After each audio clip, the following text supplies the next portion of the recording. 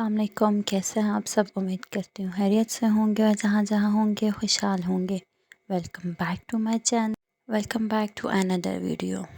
Video start करने से पहले मैं एक बात बता दूँ कि लोगों को कामयाबियाँ तो नज़र आ जाती हैं। वो कोई भी शख्स है, अगर वो कामयाब है तो लोगों को उसकी कामयाबियाँ तो नज़र आ जाती हैं, लेकिन उसकी कामयाबियों के पीछे कितनी स्ट्रगल है ये कोई नहीं देखता। जिस चीज़ की जो नेक ख्वाहिशात हैं, अल्लाह ताला उन सब को कामयाब करे। मैंने सोचा मैं भी थोड़ी सी शोइयाँ मार लूँ, जस्ट किडिंग। मैंने सोचा कि मैं भी जो है वो आपके साथ शेयर करूँ कि मेरे हस्बैंड के पास कौन सी नेशनैलिटी है जिसके बिहाफ़ पे मुझे जो है वो वीज़ा मिला या नेशनैलिटी मिली, या मेरे बेटे को जो है वो नेशनैलिटी मिली, या उसको भी जस्ट वीज़ा मिला। मेरी कोशिश ये होती है कि मैं अगर कोई भी वीडियो ला रही हूँ तो मैं आपको ऑथेंटिक इन्फॉर्मेशन दूँ। शायद मेरी वीडियो से कितने लोगों को जो है वो इन्फॉर्मेशन मिल जाए, उनकी मुश्किल आसान हो जाए। जर्मनी में सबसे मुश्किल काम है लीगल होना। यहाँ पे 3 प्रोसेस हैं लीगल होने के लिए जर्मनी में। अब ये हम पे डिपेंड करता है कि हम जो है वो कौन सा प्रोसेस चूज़ करते हैं। हम कभी-कभी जो है, कभी-कभी नहीं, हमेशा ही हम लोग जो है वो शॉर्टकट्स पे बिलीव करते हैं, और यही शॉर्टकट्स जो है वो आगे जाके हमारी लाइफ में प्रॉब्लम्स क्रिएट करते हैं।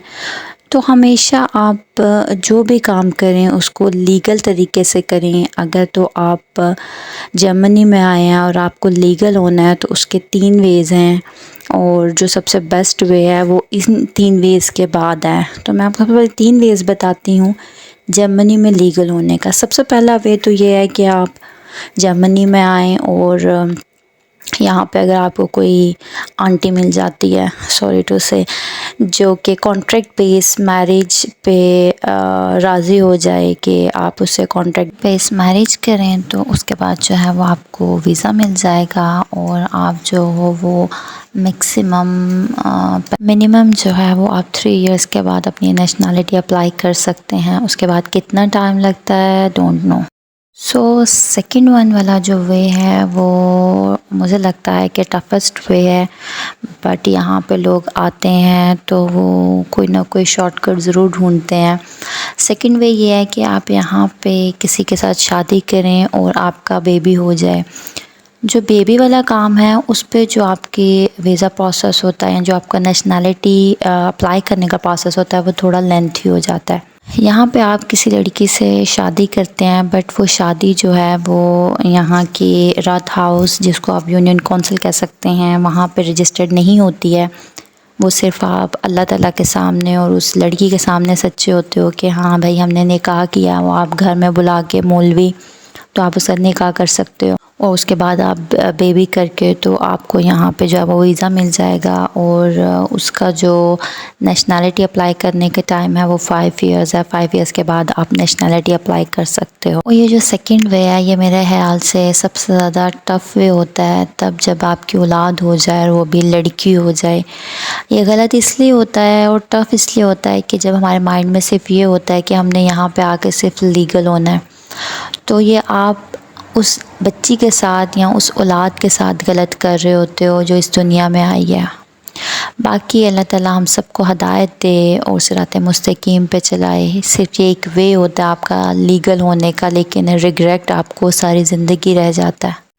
जो थर्ड वे है वो है असाइलम लेने का। जब आप जर्मनी में आते हैं और आप यहाँ पे आके असाइलम ले लेते हैं, ये जो असाइलम वाला वे है ये सबसे लीस्ट प्रायोरिटी होना चाहिए, क्योंकि अब जर्मनी में 95% ये असाइलम रिजेक्ट कर देते हैं। बिकॉज़ पहले इनका कांटेक्ट नादरा के साथ डायरेक्ट नहीं था, लेकिन अब इन्होंने डायरेक्ट नादरा के साथ कांटेक्ट कर लिया है, जिसकी वजह से इनको वहाँ से फिंगरप्रिंट्स मंगवा के तो इनको पता चल जाता है कि ये बंदा कहाँ से आया। जो सबसे ईजीएस्ट और ऑथेंटिक वे है वो है आप यहाँ पे स्टूडेंट वीज़ा पे आएँ, या फिर आप यहाँ पे वर्किंग वीज़ा पे आएँ। अगर आपके पास कोई स्किल है और उसका आपके पास सर्टिफिकेट है, तो यहाँ जर्मनी में अब स्किल वर्कर्स की बहुत ज़्यादा ज़रूरत है, और इन्होंने स्किल वर्कर्स के लिए वीज़ाज़ ओपन किए हैं। काफ़ी सारी अपॉर्चुनिटीज़ जो हैं वो स्किल वर्कर्स को ये दे रहे हैं। तो स्किल वर्कर्स के लिए इन्होंने अपॉइंटमेंट जो है वो ओपन की हुई हैं, क्योंकि यहाँ तो ये 3-4 जो हैं वो वेज़ हैं जिनके बिहाफ पे आप जर्मनी आके लीगल हो सकते हैं। अब इट्स अप टू यू कि आप कौन सा वे जो है वो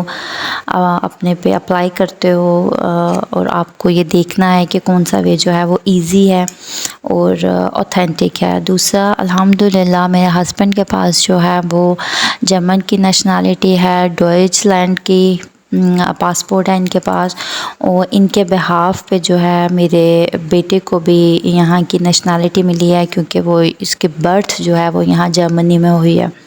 सो मैं एक गरीब बंदी अंदर जिसके पास अभी जो है वो पाकिस्तान की नेशनलिटी ही है। हम इसको गरीब तो नहीं कह सकते, लेकिन जब ये रेड पासपोर्ट आ जाता है तो फिर हम ये कहने पे मजबूर हो जाते हैं। लेकिन मेरी ग्रीन पासपोर्ट के बगैर ये दोनों रेड पासपोर्ट जो हैं वो बेकार हैं। मुझे अभी जर्मनी में आए 8 मंथ हुए हैं, जिसकी वजह से मैं अभी नेशनलिटी अप्लाई नहीं कर सकती। मेरा जो नेशनलिटी अप्लाई करने का टाइम पीरियड है, टाइम ड्यूरेशन है, वो 3 इयर्स के बाद है, कि मैं 3 इयर्स के बाद जो है वो जर्मनी की नेशनलिटी अप्लाई कर सकती हूँ। बट उसका जो एक क्राइटेरिया है वो ये है कि मुझे B1 करना पड़ेगा, B1 जो है, उसके बाद मैं अप्लाई कर सकती हूँ। और बात, हमारी पहचान कभी भी नेशनलिटीज़ की मोहताज नहीं होती हैं, लेकिन हर शख्स जो है वो कामयाब होना चाहता है, लोगों को दिखाने के लिए नहीं, ख़ुद के लिए, अपने फैमिलीज़ के लिए। इसलिए हमें हमेशा वो रास्ता चूज़ करना चाहिए जिस पे हमें कल को रिग्रेट नहीं हो। इसके साथ ही मुझे अपनी दुआओं में याद रखिएगा। अल्लाह हाफ़िज़।